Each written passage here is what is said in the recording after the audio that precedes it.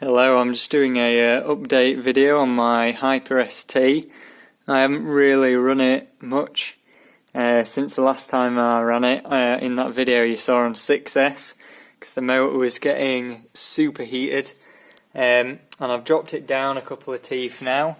So I actually had to cut these bolts up here because they stripped out when I was taking them out, because I've used pretty long bolts on here. I think they're like 14 or 16 millimeters or something, and they're thread locked in as well, so the top stripped when I was taking them out, so I just dremeled across the top and used a flathead screwdriver to sort that out.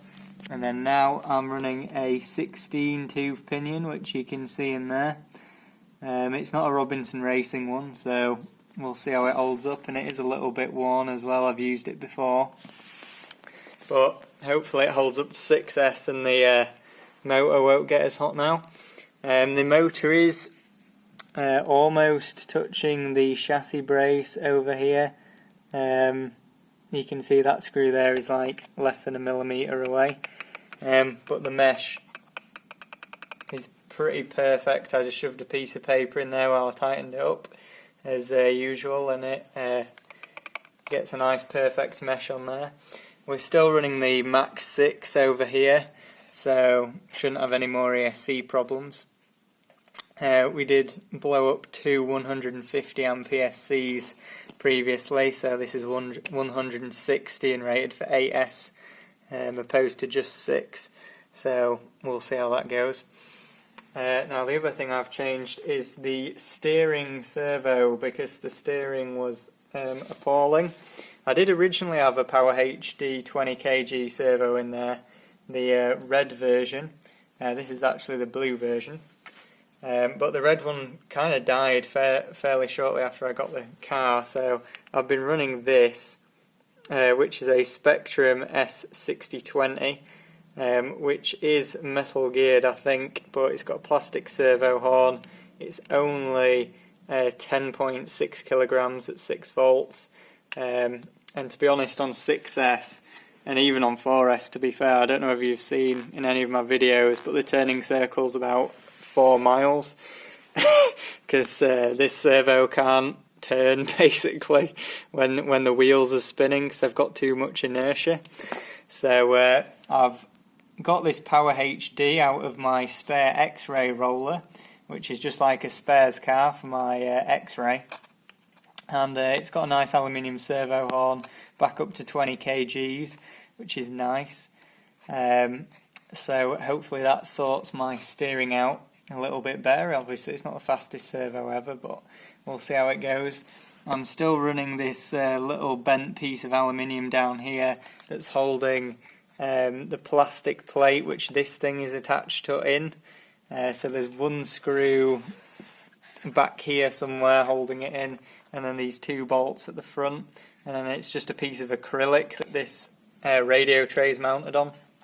I've got a CNC machine now, 3-axis milling machine, so I'm going to replace this plate down here with an aluminium piece. I'm also going to replace these little spacers which I've got underneath the servo here, because the servo actually touches the plastic plate down there and sticks up a bit.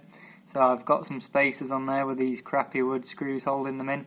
So I'm going to make an aluminium servo mount with my new CNC machine, which should be good. The other thing I'm thinking of doing actually is repositioning the switch and moving the chassis brace over to this side, because it has actually got space to put it on this side. And the drive line in the HPI is actually in the middle, unlike some cars where it's offset to one side. So I could move this over to here, and I might CNC myself a bit of a hole in the chassis down there, and I'll have to relocate the switch somewhere else, but then that'll give me a lot more options for gearing.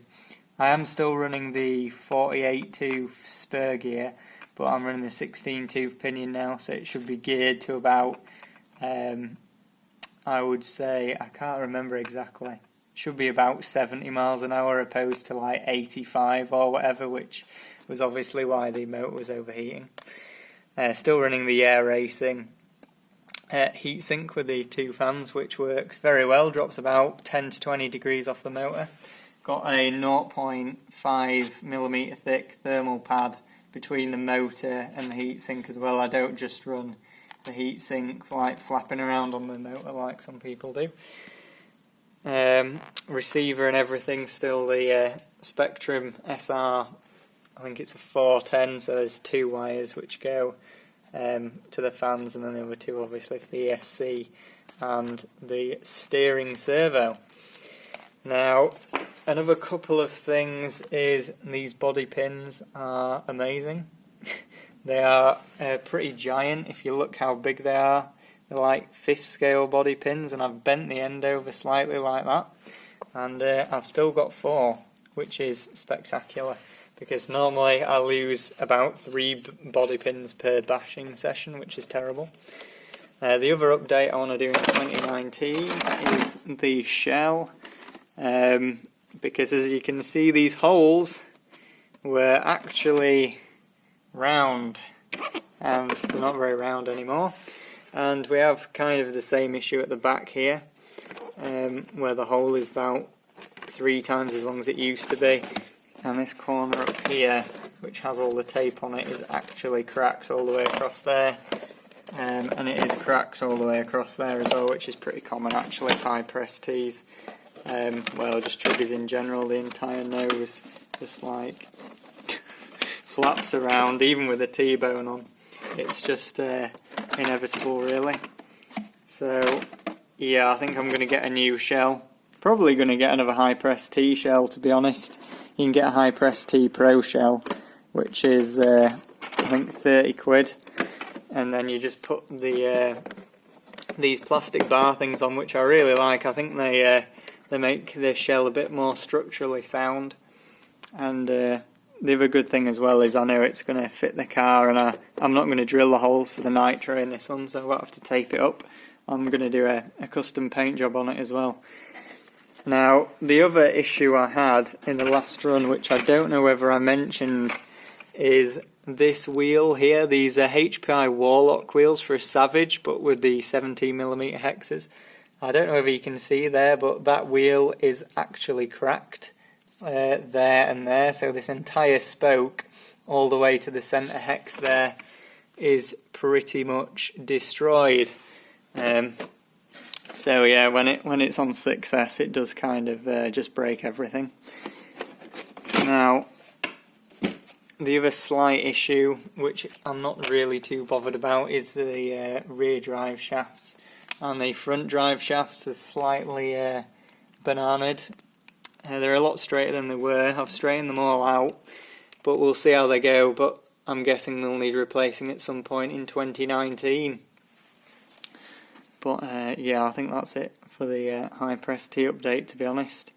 We ain't done anything else. I will be running it more on 6S now though.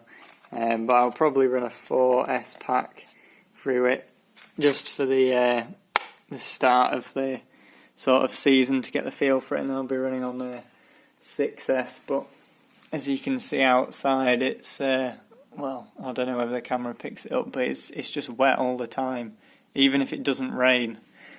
It seems to get frosty at night, and then all the water just sits there during the day, so all the grass is super wet. So I don't really fancy taking this out on 6S in the wet, 'cause, even with the Badlands on grass in the wet, you don't have much traction. So I think we'll leave it at that for this one.